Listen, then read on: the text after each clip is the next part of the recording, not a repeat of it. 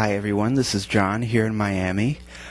I was planning to hit you with a double header last week to make up for the week I missed, but then, as you're aware if you've been following this, my dog passed away unexpectedly, so we had the tribute to him, and once again I'd like to thank everyone for their condolences and support. It was much appreciated. Anyway, so last week I learned how to do two things without looking. Not those two things. I learned to load film onto a developing spool, and it's kind of tricky because it has to be done in total darkness, and the layers of the film, as you wind it onto the spool, it can't touch itself or it will melt together when it's processed. Here are some of my negatives that I've processed. The other thing I learned how to do was how to play the organ pedals without looking. And then this week in photo class I learned how to do proof sheets. This isn't actually a proof sheet. I didn't actually get around to doing any of those, but this is a test strip, which is sort of like a proof sheet.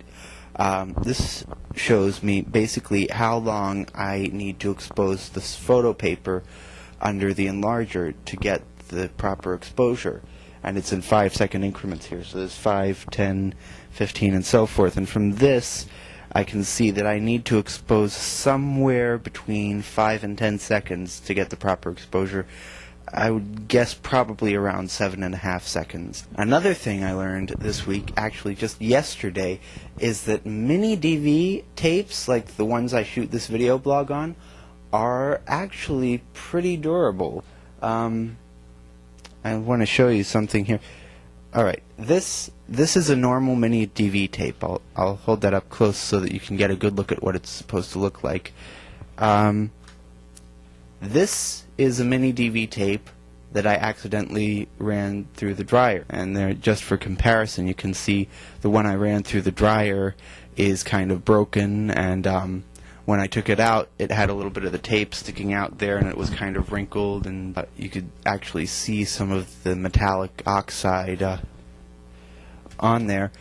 But I put this in my camcorder, just wound it back, played a little bit. It still plays just fine.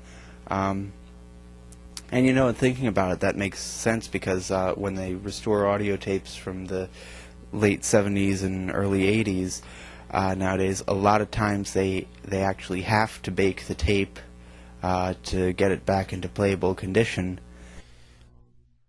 Well, that's all for this week. See you next time.